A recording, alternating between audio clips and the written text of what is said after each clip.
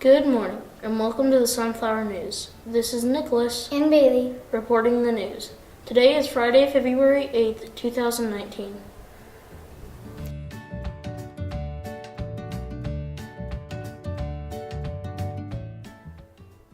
It will be sunny today with a high of 27 degrees. The weekend forecast calls for cloudy skies with highs around 40.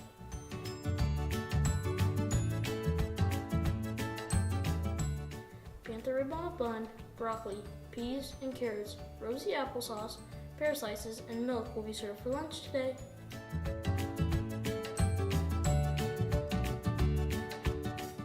Johnny Stribling, Madeline Miller, and Tyler Silverman are celebrating their birthdays today.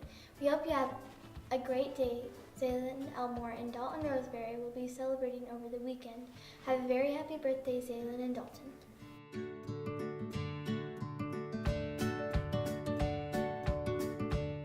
Well, the official word is that Punxsutawney Phil did not see his shadow last Saturday, so that means spring is really right around the corner.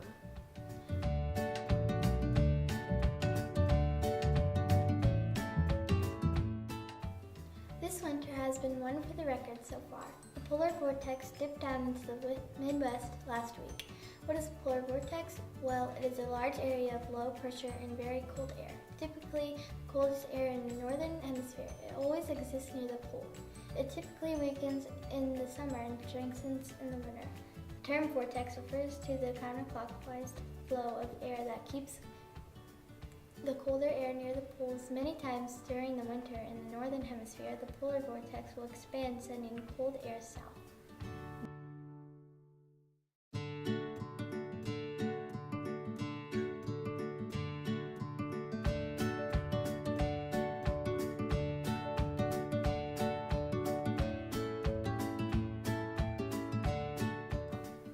Boy, as we saw last week, the frigid air found its way into the United States. Last week, the cold air plumbed into Minnesota, Wisconsin, Indiana, Michigan, Illinois, Iowa, and Kansas.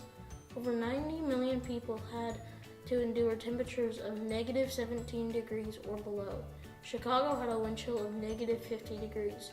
Very dangerous. Hospitals have treated numerous people with hypothermia and frostbite.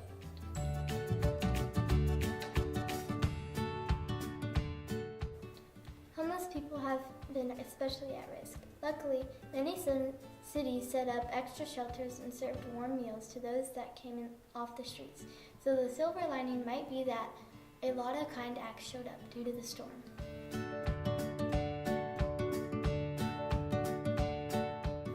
Another aspect of the cold snap that we sometimes forget about is how much money was lost due to the weather.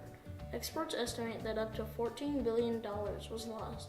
School, businesses, and museum closings, decreased demand for gasoline, flight cancellations, and hotels all contributed to the economy losing money.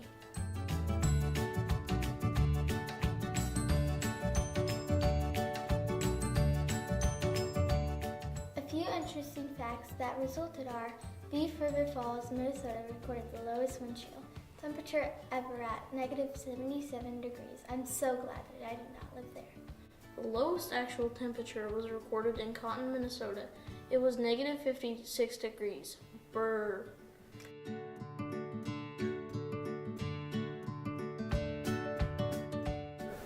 Chicago had a new record low at negative 23 degrees. That's crazy cold too.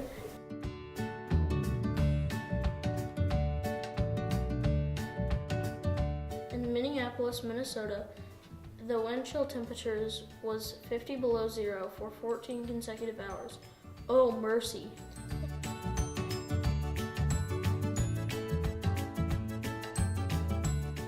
Lastly, there was a 94-degree difference in the temperature between Key West, Florida, and Key West, Iowa. I think Florida would have been the place to be.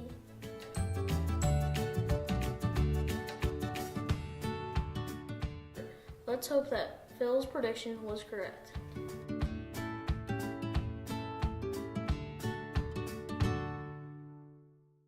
Remember to be kind to others in your acts and your words. Have a good, safe weekend.